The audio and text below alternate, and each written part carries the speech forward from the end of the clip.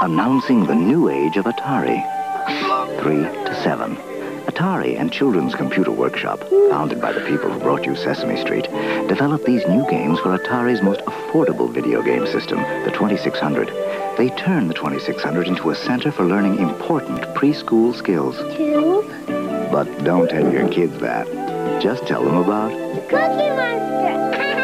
the Atari Sesame Street Library, a revolution in child's play.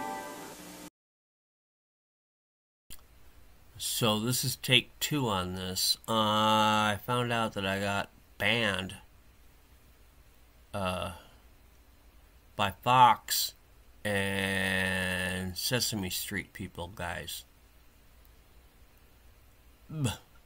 I've had hundreds of copyright strikes, but I've never been banned. So I have to re-alter this video.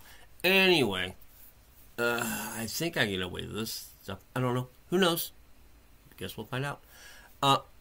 We're going to do the Big Bird's egg catch, okay? It takes the pad like the commercial I just showed you. I don't have the pad. I don't know. I'm going to do it all through an emulator. So, hey, let's check it out. Unless I get banned. Who knows? Oh my god. I don't even know if this is gonna work. It shows no buttons. Yeah, this isn't. No. The fuck, dude? One sec. See, I can click to begin. Then I can go to. Okay, now we can go to metadata. It's just. I'm downloading the binaries.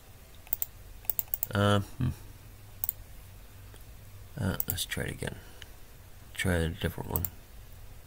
Fuck this. Okay, so you know what? I don't really care. I didn't get to play Big Bird's Easter egg thing. Fucking thing. Whatever. Good. I have no idea if it's the emulator I run or I tried a couple. I don't know. But this is the first game I didn't even get to play.